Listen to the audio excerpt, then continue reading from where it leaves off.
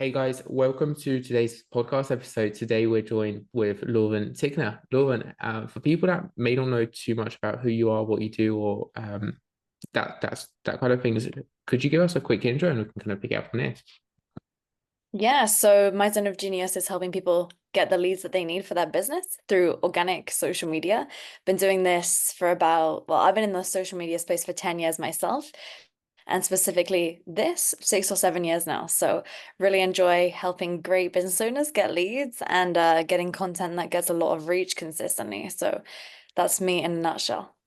Amazing. And I know you've been in the space and the content's been for a while, but how did it all start for the people that may not know? Yeah, so we were just talking about one of our mutual friends, Elliot, and I think he was the same from the fitness industry. And so we were both, I think he was doing fitness. I mean, I was definitely doing fitness. So I had an online fitness coaching business. And then it's funny because back in the day, Iman Ghazi is really, really well known now. But I think I must have known him since he was like 11 or 12 because we were both in London.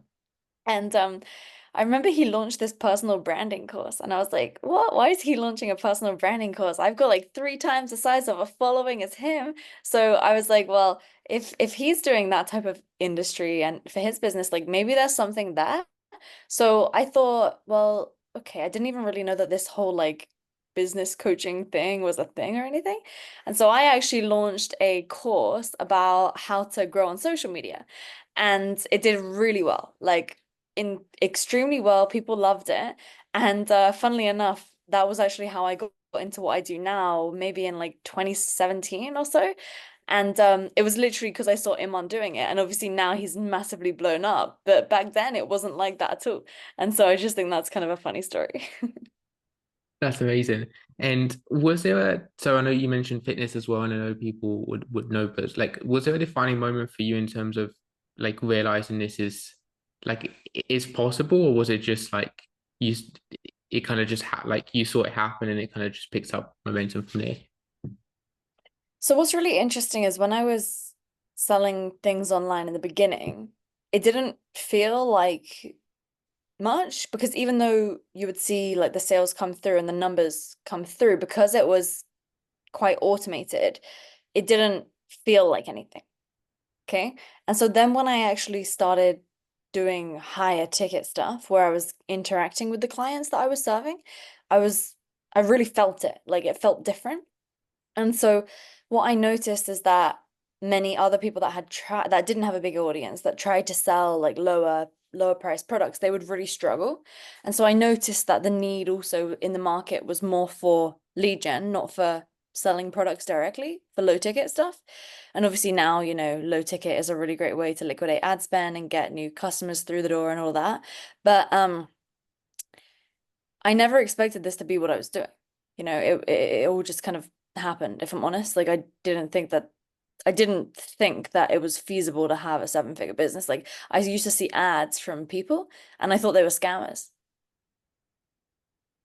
Amazing, cool, yeah. And it's what was the kind of like we'll get into this as well, but what was the kind of mindset shifts and beliefs you needed to shed to get to where you are now? So like I can imagine one you mentioned was the seeing the ads and thinking people are scammers, but was there anything else? Or was there any other like big ones?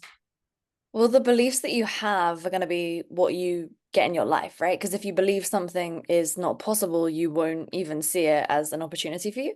And so, because I saw these ads for people talking about having a seven-figure online business and I thought it was a scam, then of course, I never expanded my mind to believe that that was possible for me. So, it's really hard for me to tell because, this is like maybe 8 years ago now. And so I can just tell you that it's like consistent personal development every single day, like not one day, not trying to improve something.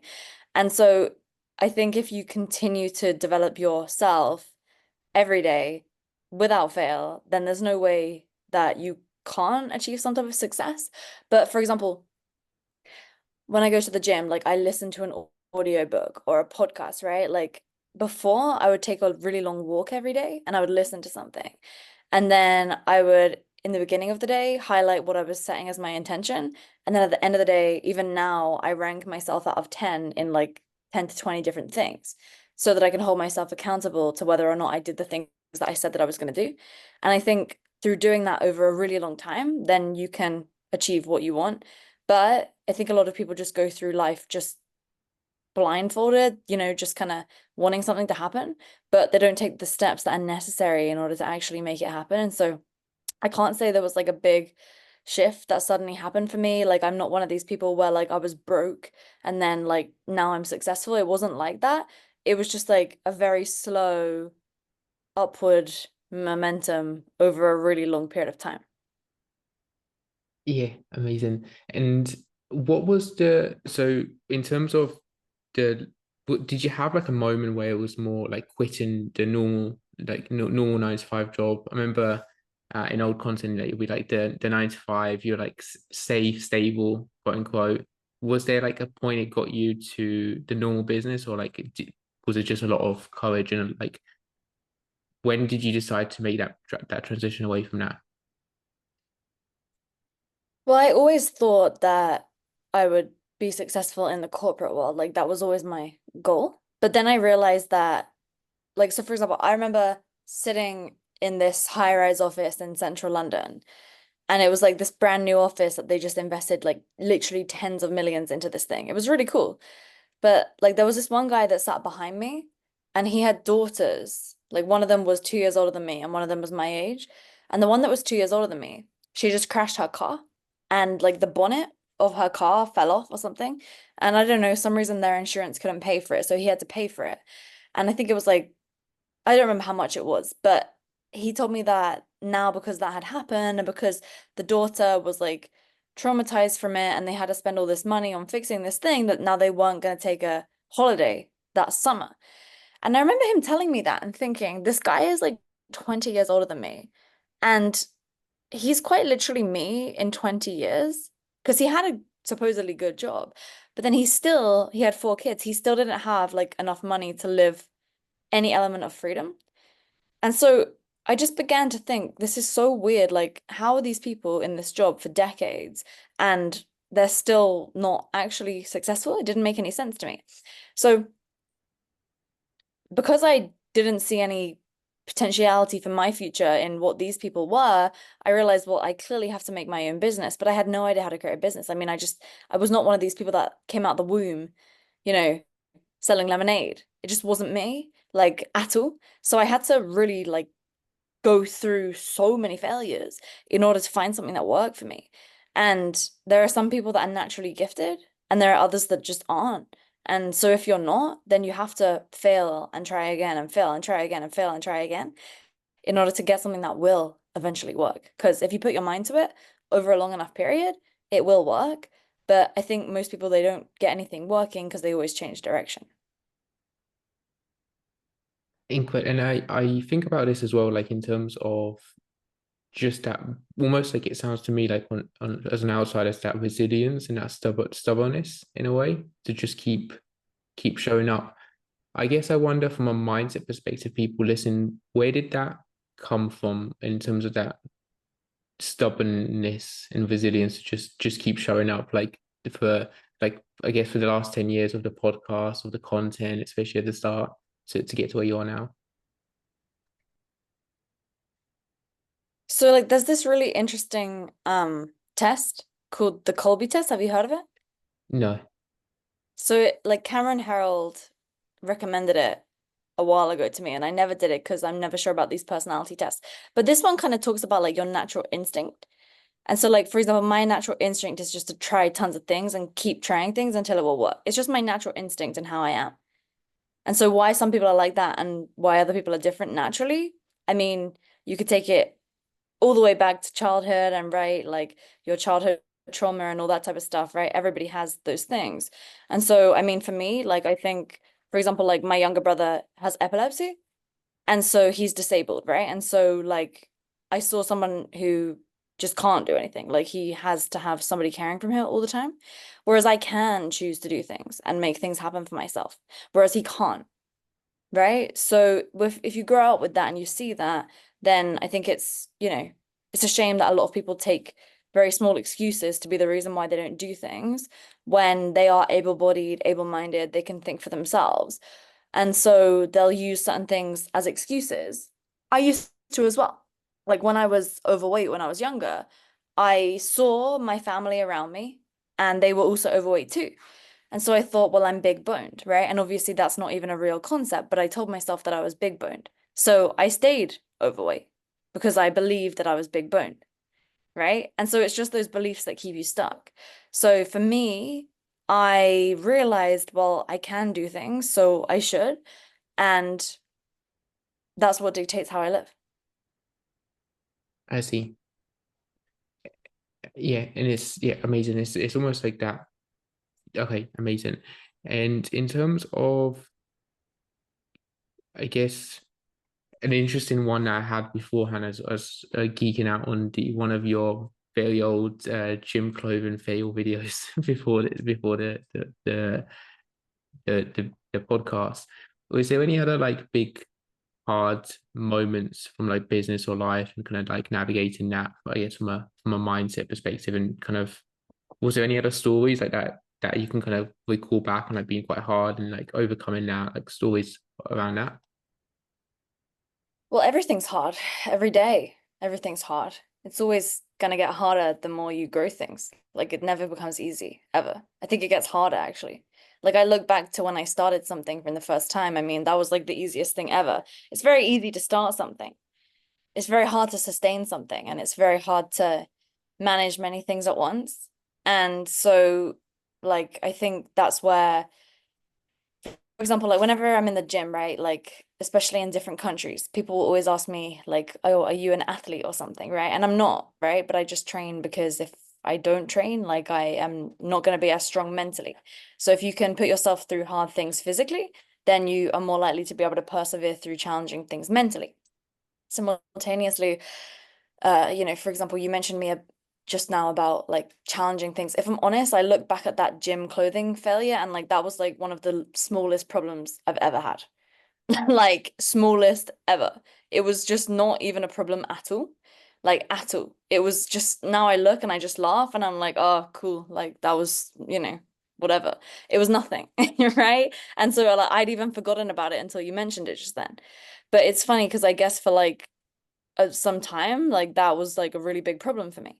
But it's now nothing because like when you have different team members, there's more complexity, there's people problems, there's like bajillions of clients in one go that you're trying to handle all at once, and different team members who you need to hold accountable and to get them to do different things. And it just changes, right? As you have more responsibility. And so there are so many things that I could mention, but I don't think like one thing is the important thing for me to share right now. I think what's more important is just to be aware that like you're always going to have a lot of problems and they're always going to get bigger. But the way that I think about it is that every problem is personal development packaged up in a circumstance in the real world. I don't think about it as a problem. I think about it as, okay, this is happening now. If it's happening now, then in the future, I'm going to be able to handle this problem. And it's not going to be a problem in the future. Like that leggings thing, right? Like, you know, if that happened again now, I mean, it wouldn't happen again now because like back then I was making bad decisions because I didn't know how to make decisions because I didn't have a framework to make decisions. Whereas now I have a framework. And so a lot of problems can even be prevented, right? Through taking the right actions in the beginning. And so in the earlier days, problems feel like a lot because you've not experienced and overcome it before. But then as time goes on, you overcome things a lot more easily because you've been there in the past already. And you mentioned the frameworks for making decisions. What does that look like now for you in terms of, I can imagine there's a lot of things, a lot of stuff you get asked of at the moment, especially with how busy you are. Well, it depends what it is, right? So for example, like if you need to, like, do you even need to make a decision? Because most of the times you don't. Yeah. So you have to ask yourself that, right? Is it actually something that's important? Could it wait? If you like, is there like a burning fire right now that has to be solved? Should you be the one to solve it, or should you coach your team through that? So it's a series of asking yourself many different questions to try and answer it and figure out what step to take and what to do. Amazing. And I guess bringing it back to the now of things, what's your focus now? Like, what's the how has things changed and pivoted for over the last 10 years or so? So now my focus is on continuing to put out great content that will really help people recreate freedom in their lives through their business. Because I know that when people they're really good at an area, right? If I can help them get the clients that they want to have, then they're able to spend more time doing the thing that they're really good at. So that's who I work with pretty much all day, every day, is people who are really good in their field, but they don't necessarily have the visibility that they need in order to serve the clients that they want. And so I love what I get to do because the people that we work with are like really, really good in their world, but they just don't know how to get themselves out there. And so we bridge that gap through giving them the systems for organic social media to actually get the reach, that they need. And so that's what I'm working on at the moment. And it's pretty much the same thing that I've been working on for a really long time, just in different ways. Obviously, there's a lot going on with AI, different technology, etc., to make things swifter and smoother. Um, and yeah, I love it. It's cool. Amazing. And what does a day in the life for you now look like in terms of running that? So every day is quite different because one of the things that's really important for me as I run my business is actually like continuing to enjoy it. Because I think also when you're in a role like I am, my clients look to me as a leader. And so if I'm just slogging away for like 16 hours a day, never able to have like a day off, right? I don't think I'm a true testament to my work. So for example, like today I'm in Japan right now, right? And so like this morning after I woke up, like I went to the gym, um, took some calls like for a new closer that I'm about to hire, jumped on this call with you. For the rest of the day, I'll have like a couple hours, I'll write some copy, and then I'll take some more calls later. Like today I have a lot of work, like, but over the last week, took a couple of day trips to different places. Um, so it just depends. Like every day is really, really different. But like my focus is, putting out really good content, and I'm spending most of my time there to ensure that the team, we have really great people to serve our clients, um, and to support with the operations of the business. And you, you mentioned so two things with that as well that come to mind here is like you mentioned the team side of things, like how big is your team now and how do you manage the moving parts of that? Because for a lot of people listening to this, they're looking to they have a few setters, maybe a few setters is usually where the people are at. And it's like the management process that I think would be really interesting. Yeah, so on the setter side of things, like we've actually kind of automated a lot of our lead gen side. So we only have one setter now. We used to have like more than 10, but now we only have one and we've replaced it with AI. And so like we have a lot of AI now working in our team where we used to have people. Like at one point I had more than 45 people in one of my businesses, and it was just like I just hate that. Like I really hate it. Actually, at the moment, like I'm trying to reduce my team to have fewer people, and then anytime that we reduce someone, we get them a job in another company, right? And so we make sure that we serve our team members that have served us. So, right now, like maybe I don't even know how many people we have, but like I can tell you by the end of the year, maybe it's going to be about 10, hopefully less. I'm trying to get as few people as I can on scale systems. Obviously, I've got other stuff going on too, but on scale systems, I'm talking like I think I can probably get it to about 7 people. And then on my personal brand side, maybe like five, 5 to 7, maybe a couple part-time people as well. And so we just really want to lean it down. And so the way that we manage it is, so we did this program like called Simple Operations, where basically there's like, you set your annual goals, and then from the annual goals, you set your quarterly goals, and from the quarterly goals, you set your monthly goals, and from the monthly goals, you set your weekly goals, and from the weekly goals, you set your daily goals. And then basically from there, like you have KPIs that people need to hit and deadlines they need to hit, and it kind of like self-sustains itself. I think like a lot of people's businesses get stuck because This happened to me in the past where like I would just have people problems all the time. And it was just such a waste of time. And I don't want that anymore.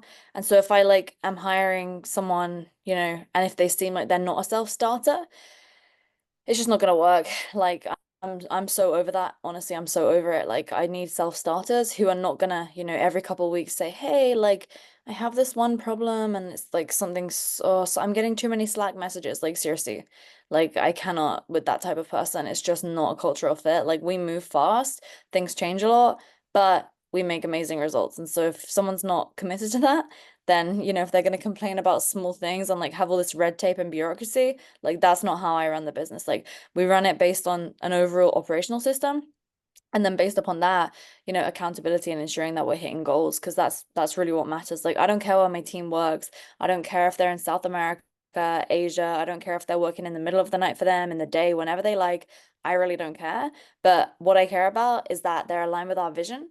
They're really hyped by the way that we serve our clients and that they hit the goals that we're paying them for. That's really what's important to me. That's really like really interesting in terms of hearing the numbers and the how lean how lean all of it is. It's really cool. And so you have that. So like, what's the so you mentioned setters and AI setters as well. Like, where do you see the landscape of that going? Like, do you find it is good to go at the moment with like AI setters versus real setters? Like, where is that at? Because I think you're doing it at a really good level. I'm spending like at least 80% of my days thinking about AI and how I can replace things in my business with AI. But not just AI automations as well. Like I studied Zapier 10 years ago. Like I did courses about it. And so I've always been obsessed with this because what's really interesting is that while I've made a lot of content about building teams and leadership and things like that, that's only because I've made so many mistakes. Because I let my team get way too fat at one point, where on one company I had, yeah, like I think it was 47 people, which is totally unnecessary, a giant sales team. But you have to think with people comes management, with management comes operational complexity, people problems, you know, looking into the tasks that they're doing to make sure that it's quality controlled and all these deadlines, KPIs, numbers, dashboards, reporting, one-on-ones, group coaching sessions with the team. So I'm thinking through how can I run a lean and efficient business that gets the client's results, but also has a human touch. So you asked me specifically there about appointment setters. Now, I think the need for appointment setters comes in two different ways. Number one is if you have too many leads, and number two is if you have too few leads. Now, I see most people hiring appointment setters for the wrong reason, which is because they have too few leads. But in my opinion, appointment setters are necessary when you have too many leads. Because if you have too few leads, your resource allocation will be better spent on better marketing to bring more into the top of the funnel. So that then you can have your application qualify leads through, you can get more people consuming more of your content. Because oftentimes the reason why people don't buy is if an appointment setter is hounding them, then you're immediately trying to sell to them. Whereas instead, if you let them consume your content, they build more goodwill with you, then they're more likely to actually go ahead and self-book through. Now, what we notice is that when we actually cut appointment setters from one of our funnels, we more than doubled. It was a 2.2x booking rate from one of the funnels without appointment setters there, which is really interesting, even though we added more qualification to our application. Okay, so get this, we remove setters. We added more qualification to the application, yet we still 2.2x'd our booking rate, which significantly increases the volume of cash that we collect through that funnel. How? Well, I have a hypothesis about this, and I'm yet to be proven wrong. But in my opinion, my hypothesis is that you are then leading with more value, you're pushing through more consumption. So then by the time that someone's actually consumed the content, they have a better, higher level of goodwill with you. Secondarily, when it comes to resource allocation as a team, if you're spending a lot of time managing an appointment setting army versus spending a lot of time writing more copy and putting that out on social media. Again, if you're a founder-led business, as an example, you can just drive so much more reach through the marketing side, which means that the sales side then can do the closing and obviously touch points with the most qualified leads, going back to old pipelines, sending new offers out to people, etc. So that's just, what I've noticed. But again, like I just think that the market is so low on trust right now that if you're trying to sell immediately, you kind of just lose faith with people. That's the first thing. And then the second thing, when it comes down to AI setters, okay, how do I see it working?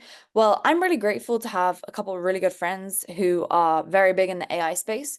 Also, like, haven't really spoke about this like publicly, but for example, like my fiance, he's also my business partner. So we do business together, and he is like an AI nerd. And so he's been able to, with some of his friends, develop AI tools for appointment setting, for qualification, etc. But I have to say, like, we're not at a stage where we're like really dialing up the volume on that right now, just because, like, I think that you need to be really careful with the current status of the market, because again, trust is really, really low. And so when it comes down to these type of tools, the way that I'm going to be using it, it's more of like an inbound approach. For example, if somebody's interested in AI, like I'll make it known, like this is an AI funnel, like come in and, check it out, right? So kind of just more like that. But I don't think for most people it's a good idea, because if you use kind of just like a generic AI appointment setter, like you don't prompt it properly. But we've like really, spent months like developing it. Like the voice sounds like really human. And also it's been trained as an appointment setter for months, right? Like how you would onboard a person. And then on the DM side of things, same, right? Like exact same thing. So I think though that like, this there needs to be extra human touch from the appointment setters, whereas the AI, I think it can do the majority of the rest of the work. Yeah, really interesting. And you mentioned two things. So one was like trust. The minute trust levels have been lower. Like, how do you see like the buying behavior in general changing since the fitness, the personal branding days to now? And like, what, how does the messaging and conversations and that kind of things in DMs need to change to actually like reflect now? Because I do think still even I'm guilty of this. Like you can kind of go back to just doing what used to work like 10 years ago. Exactly. That's what so many people are doing. They're doing what used to work, and that's why it's not working. Like, I was on a call with this guy that does like 1.7 mil per year on a fitness offer.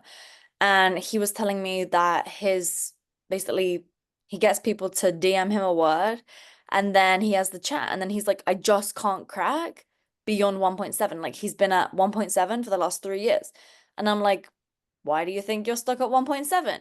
And he's like, I don't know. Like I've hired people who have tried to make me VSLs. Da, da, da. I'm like, dude, you're trying to build a 7-figure business on a 6-figure infrastructure. Like, of course, it's amazing that you've even been able to get to 1.7. And the reason why he can get to 1.7 is because he himself is still hustling the DMs. And candidly, while that's also, a structure for the size of business, it's also, let's talk about times. Because it's not about whether it's like my fitness days or the personal brand or whatever. It's not that. It's about the sophistication of the market and just like the times that we're in. So back in 2019, 2018, 2020, whatever, like if you said DM me this word, nobody knows what it is. No one knows that they're entering a DM funnel. Now, everybody knows that. Like, and even me myself, like I respond to people's keywords constantly, and I ghost them for a really long time, because then I get annoyed that they continue to message me, because I just wanted to kind of check out what they were doing.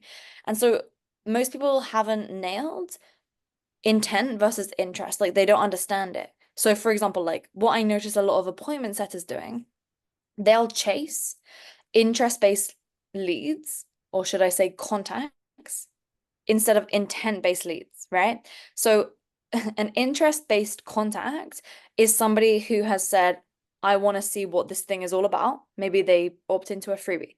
Whereas an intent-based prospect is someone that has raised their hand and expressed interest in getting the offer.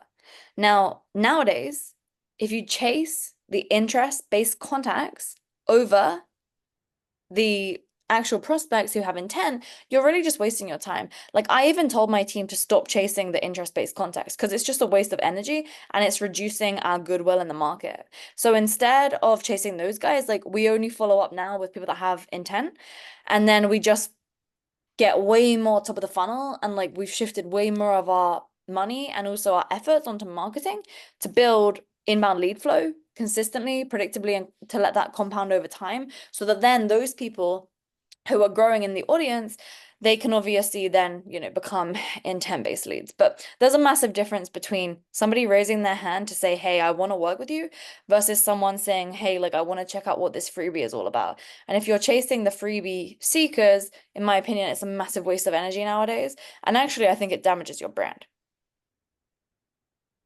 Yeah, and it's especially like for business owners listening, it's like super new like coaches they only have so much time in a day. And you mentioned inbound leads and getting that going. Like one thing I wanted to say is I think what I see in content wise, I always see like people do this inbound style message like lead gen post. And I can always say like, oh, that this must have originally come back from your like one of your original posts. Like I see so many people replicate that.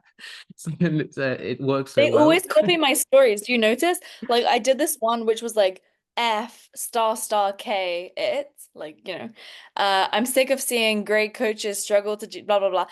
Oh my God. That day that I did that the first time, I must have had 20 to 25 people send me other people's posts that was just a replica of it. So I have to like change my strategy because everyone just copies what I do. Like a lot of people copy what I so I change what I post. Because the problem is when people copy my stuff, they don't understand the psychological triggers that I've carefully embedded into my content that are designed for my prospects. Because every business owner has different prospects, right? And those different prospects have different psychology and different reasons why they'll take action. And so, for example, some people are moving away from pain and some people are moving towards a pleasure, right? Like my prospects are moving away from pain. They're not moving towards pleasure. Whereas like other different markets and some of the clients that I serve, it's in reverse. So the copy that you put out has to be specific to your market. And I had this one guy copy it who had like a sales call with us, gave all these objections to my team, like anyways, and he replicated it. And he got dozens of sales calls booked from that one post, but he didn't close a single one. And I said, well, the reason why is because you're copying and you're putting in the wrong psychology into your content. And that's why if people are trying to make content without really understanding the psychology of their market, they're pretty much just, it's better off just not posting anything at all. And it's really cool to see the level of detail and the level like analysis that needs to go into it and like why it works so well. What's your strategy and what's your thought process behind kind of getting them to work, so getting those kind of posts to do so well? Because I genuinely think they're the best I've seen in terms of so many people like replicating it, but also so much kind of like genuineness that comes across from it. So the first thing is that in every market, there's already demand for something. So I think that people, and I've seen this, we've worked with more than 1,000 clients, right? And like I've personally served, I couldn't even tell you how many. But when it comes to why a lot of people that are really good in their field, they don't get the reach, the leads that they deserve, or the content just doesn't work and they spend tons of time doing it and it just doesn't drive them the engagement and the leads. Well, they're trying to convince the market. So I'll give you an example. Like when I was in fitness, I like I mean, even now, it kind of frustrates me that my parents don't want to go to the gym, right? And they don't want to do exercise.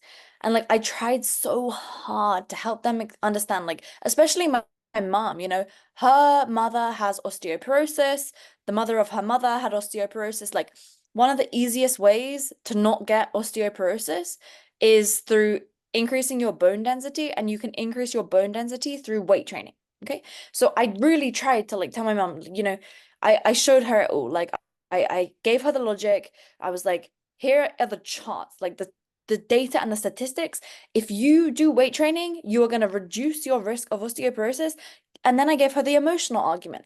I'm going to be the one that has to push you around on a wheelchair when your back is crippled. Like I gave her the emotion, I gave her the logic, she still doesn't exercise, right? So it drove me crazy. On the other hand, you know, I could put out a message to the market online, and there's going to be people who are already worried about getting osteoporosis and this, and that, right? So my mother is not a person who's in that market. There is no demand for that for her. So me trying to convince her, there's like a very small segment of the market who can get convinced. And if so, it takes a really long time. So instead, the approach is more like, okay, if we know that, let's just say, there's this sweet spot of the market who they already have demand for the thing that you offer. Well, then what is that demand? We need to figure out what that is. Because again, demand can't be created or destroyed. It is existing there. Okay. So if there's demand in the market, then how can you ride the bandwagon? Another example, in fitness, I hated the phrase toning up because like it really annoys me when people say I want to get toned because usually they have this image of this like skinny girl who like eats 800 calories a day, and the coaches who are putting out that message, they are starving themselves. And so I don't like that message. So when I was in fitness, I would always talk about getting strong both physically and mentally. And I would tell the market that toning up is not a thing. And whenever I spoke about that, no one listened to me. So then what I did, I surveyed my clients. Like I had like maybe 500 clients at the time, and maybe a bit more actually. And so I surveyed them to find out what was their number one goal. And then I looked at my top 20 clients. And out of my top 20 clients, 18 of them said that they want to get more toned. I was like, what the hell? Have they not been listening to me? And that was when I learned this theory of market triggers. And the market triggers dictates that the market is going to go there whether you're going to go there or not. And so guess what I did? I created a product called Tone Up in 10, and I sold hundreds of this thing in the first couple months. It was crazy, like it was an insane success. But the reason being is because I identified what the market was already going to buy. They were going to buy from me or they were going to buy from somebody else.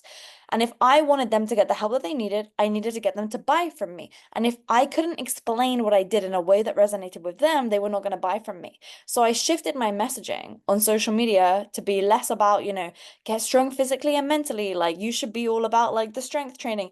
And instead I shifted it to like get more toned, get like in your best shape, like love your body and all this stuff.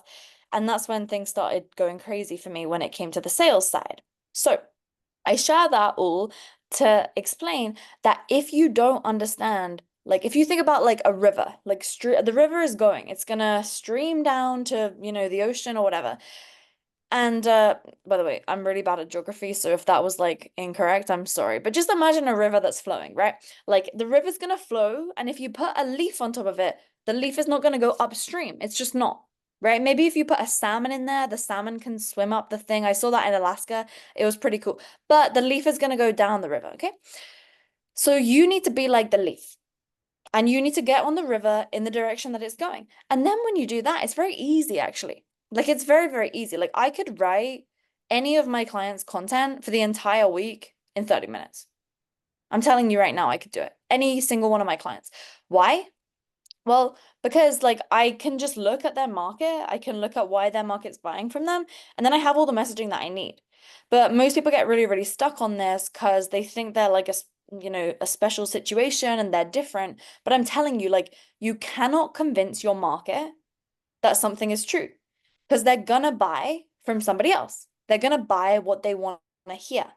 And so when you can nail that messaging, then of course from there things become a lot easier. Amazing. I think that's really cool because like it's so similar to a lot of fitness coaches where it's like and even myself included at times I'd be like too proud to almost like talk about certain topics or like try and over educate on the front end. It's like just give them what people need. Well, that's the thing. Like, I also don't think that giving value is the way to get leads. In fact, like giving value can usually destroy your reach and also destroy your ability to get leads, especially when you try to give value to reach more people. Like to reach more people, giving value is not the way to do it. You need to deliver authority to reach more people so that people know why to listen to you.